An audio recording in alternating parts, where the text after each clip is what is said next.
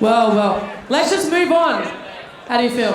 We're up to fight number 4, guys. Fight number 4. It's Clay Pemberton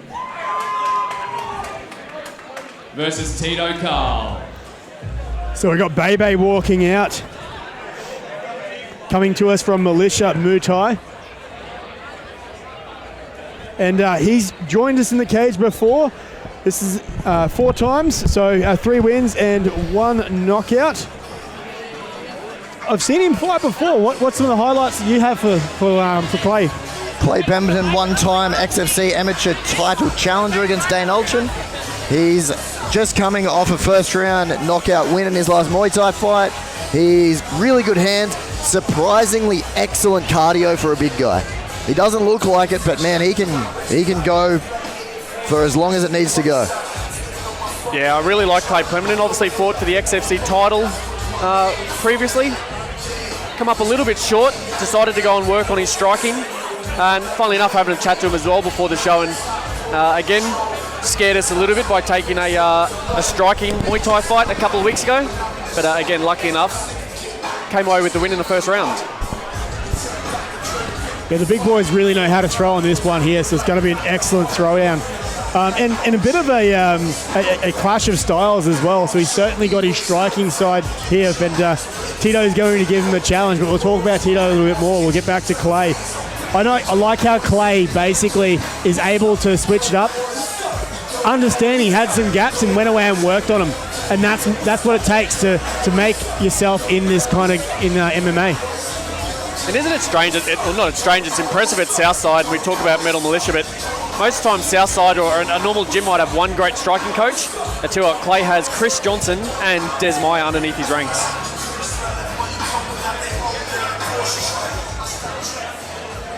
Yeah, good old Uncle Des. And his opponent, fighting out of the red corner, Tito Carle. So Tito is actually a freak young grappler. He's already going into like specialist exhibition grappling events. He could be the next gigantic Craig Jones out of Aussie grappling. He's that good. Yeah. And just for the home viewers, his nickname is the Milkman. And the reason he has that is he has such a squeeze on the Kezakatami where the head basically sits on his chest, and it's the Milkman. He has such a squeeze, he gets taps from the Kezakatami. Yeah, wow. So the nickname the Milkman, there was an explanation given to me for that one, and he wears it with pride. I thought you were going to say because he always delivers or something like that. No, it's much better than that. I thought you were going to say something about people's mums, and I was like, he's got 16 children out there or something. No, I was talking to Tito at the back. There's not a bad word I'm going to say about him all fight. I can tell you that now. Yeah, I've watched a few of his grappling matches, and he has some skills. But this is like a real, especially for amateur MMA, this is as high a level striker versus grappler matches you'll probably see. It's going to be something special to watch. Yeah, so an 80cc Nationals champion as well. So, and again, mate, you're not the first time I've heard that he's got some really strong credentials with the grappling. So you don't normally see that in the heavyweights, do you? Like, yeah, you've got your Frank Mears and your Nogueiras, but in terms of the Australian scene. Yeah, and with that there, he currently has a purple belt, and he's fighting out of Family Fight Team and Grappling Education, so he's doing the work to go across multiple gyms just to make sure he gets the skills down below with this one. Fight 4 tonight is a heavyweight fight. 3 by 3 minute rounds. Introducing first in the blue corner, weighing in at 120.9 kilos. With a record of 3 wins, 1 loss, fighting out of Militia Muay Thai, Clay Bebe Pemberton!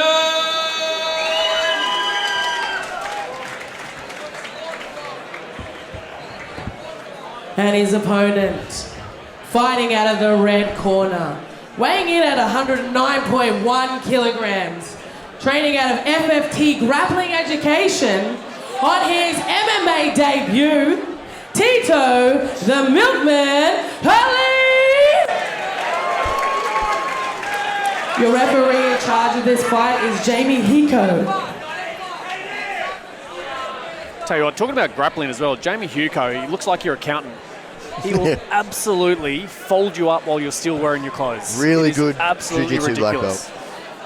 There's nothing like having yoga when they yoga can strangle you. So partner-assisted yoga. Yoga, here we go. Oh, Whoa. beautiful.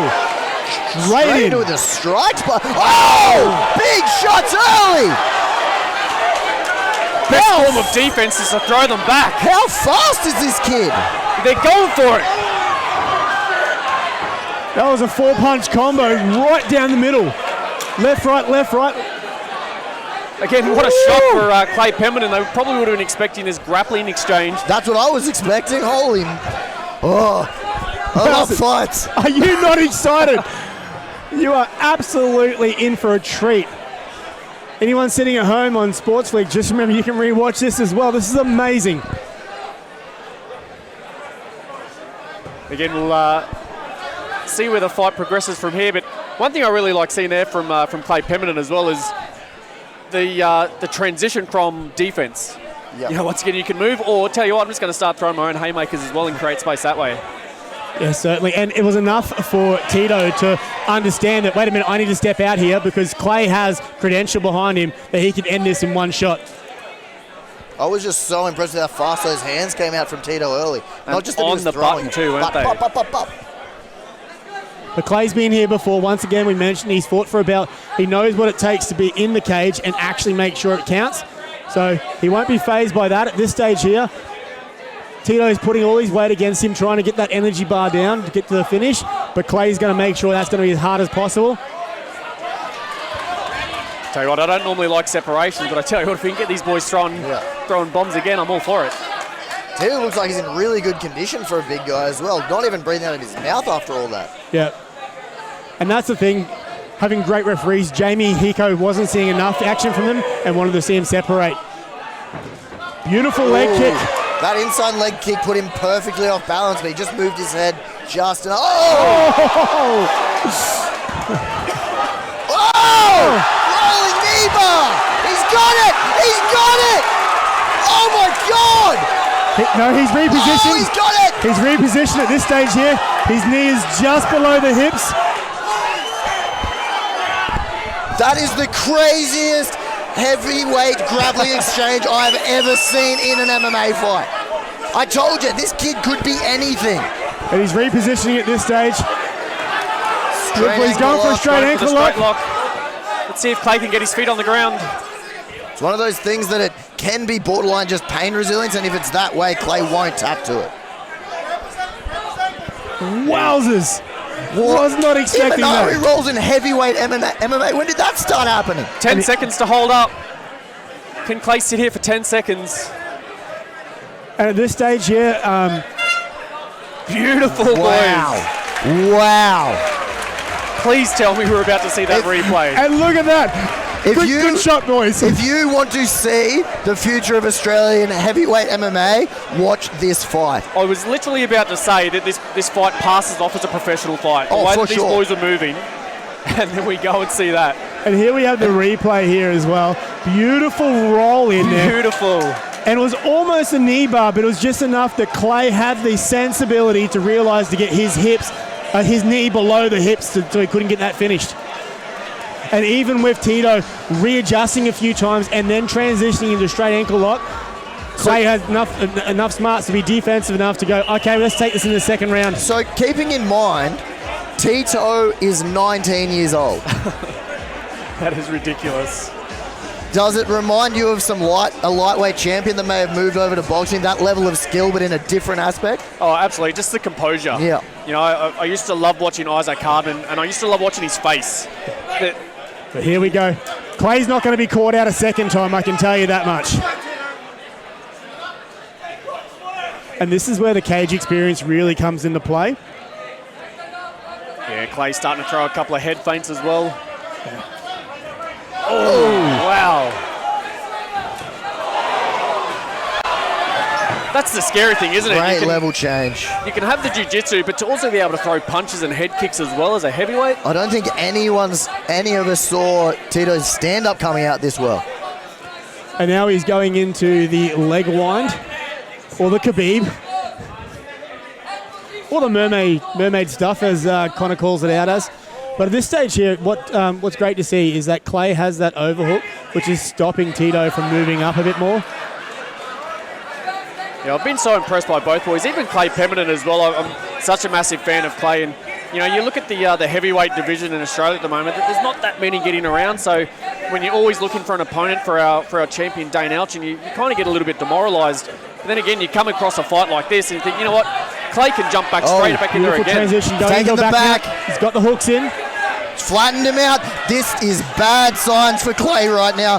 Tito can unload from here.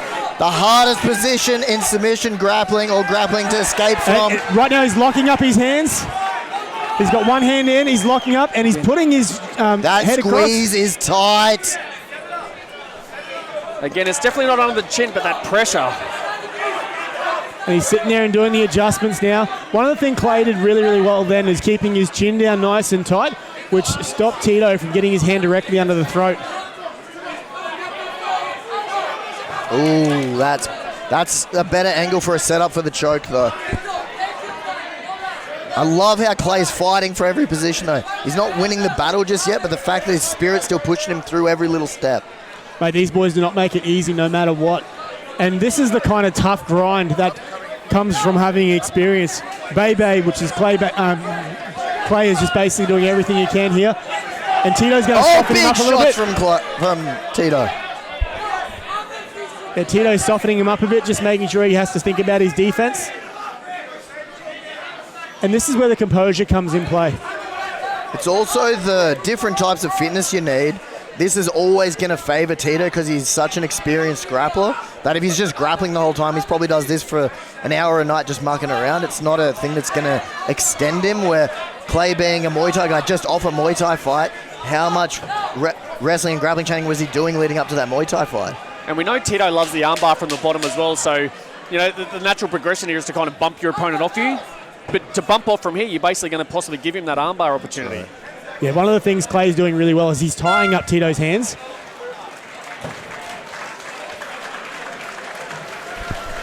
So, guys, what do you think they're going to be jumping here and telling him in regards to Clay? I think Clay's coaches are going to be like, just stop kicking. You can't kick. You've just got to throw long punches because every grappling exchange isn't going your way. You know you've got the power to end this in one shot, and right now that's probably what you're going to have to aim for. Yeah, that's right. I think that's exactly right. So not normally do you tell them to go for the big uppercut or the big overhand right, but yeah, he might have to look for something to try and shock his opponent and then try and set something up from there. I've got a different opinion, boys. I'm seeing Clay having some success with that outside low leg kick, and it's putting Tito off balance, which can maybe line up that punch. It's more the high kicks in my view that maybe not set yourself up so much and open up your hips, but that low outside kick is really hitting its spot, and it's just putting Tito enough off balance that it might be enough to get that big hand in there. In regards to Tito's corner, keep doing what you're doing. Doing what you're doing. There's the respect there. I tell you what, like I said at the start, the condition these guys are in physically might be a bit deceiving because they're 2 rounds in and both look like they can go another 5. Yeah, that's right. Not one of them's ever dropped their hands. He's calling him on here. There's that low kick again. He's finding a home for it. Beautiful head feints. Oh, big left hand. Crowd calls for it and he delivers. Nice switch stance there as well. Nice switch stance, just to create a bit of confusion in there for your opponent. The one thing Tito has going for him is he doesn't seem to have a major weakness to be exposed, where he's got such a big advantage in the grappling, he can go to that if he needs to. Even when he's throwing that rear overhook, he basically kicks his head offline. Yep.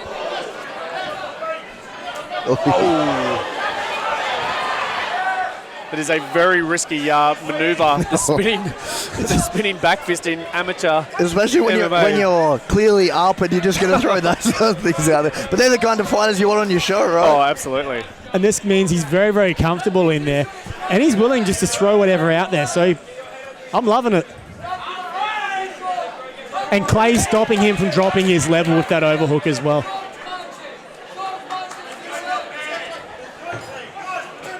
Nice movement. Tito wants to meet him in the middle. Are you not entertained? How great is this? You can hear a pin drop here. Oh! On the way in. So, I know we're talking a lot about Tito because he's doing a lot of really good things. Clay, at least, is trying to find that victory. He just keeps pushing for it. But one thing that maybe's gone unnoticed is Tito has excellent timing. I was only about to say that. The thing that is reminiscent of this fight is basically the type of performance that Emma Von Ryan put in on our last show, where everyone was expecting her to come in with this really impressive grappling role, but all she did was work on her striking. I've got a feeling they did the same thing with this fight camp for Tito. Surely their opponents knew that it was going to be a bit of a grappling exchange until he's come up and lit him up on the feet. Yeah, a beautiful defense there by Clay before. He's throwing a nice little knees up in the breadbasket, and now he's throwing him to the outside thigh as well, which is just making it weak in that stance. He's coming in from the outside. He's also attacking from a defensive position just to make Tito think about it.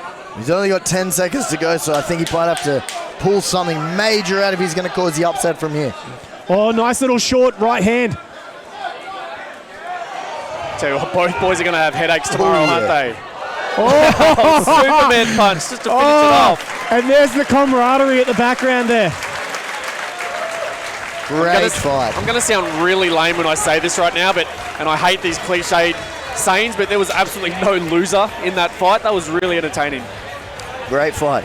But it's that thing of I feel like sometimes you just get a glimpse into what future of Australian MMA holds, and I feel like we got a bit of that with the new 19-year-old Tito Carle on debut. What a fight. I think we just saw a bit of a preview into our next our main couple of events as well. I just saw Dimitri Fogg lift him up. You saw that too? It's 110 kilos. He just bicep curled it effortlessly. Oh, that's going to be an excellent fight with Corbin Robinson coming up. If you have people not watching this fight, give them a call right now. Sportsflix, get them to sign up. Check this out. This is going to be a ripper card.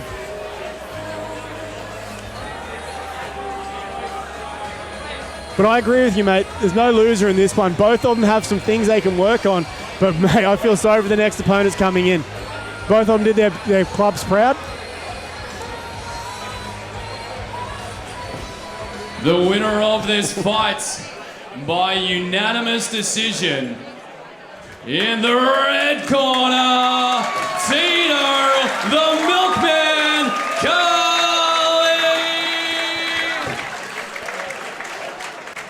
Tell you what, as a promoter, you kind of sit back and you think, was there one particular fight where the crowd got their money's worth? That was the one on the table right there. For sure.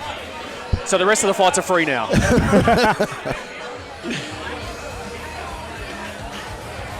I do want to call out, we had Nick Kepu basically touching the XFC belt there and having a conversation with Matt going, this is mine, make it happen. Tito, a quick word before you celebrate with the rest of your team. If you can join me and Bella for a moment. Approximately 10 kilos difference in his favour in that fight. Was there anything you had to do to adjust to that? Man, I don't really care about weight. I grappled for 11 years. I've grappled guys 150 kilos. Weight didn't matter to me. I knew he was a striker, so I had to adjust little movements. I knew he didn't expect I knew how to strike. So I was like, I'm gonna come out, play my game, strike a few times. When the opportunity for jiu-jitsu presents itself, I'll execute. But man, that was awesome. And a big thank you to my coaches, Renato and Keller Loxodi. Man, without them, man, I wouldn't be here anyway. Near to what I am today. And big thanks to my family that came out to support. Shout out to my mom, my dad, and the GE guys and the family fight team. You guys are the best, man. Yeah, I love you all. Congratulations on your fight tonight. Make some noise for the Milkman!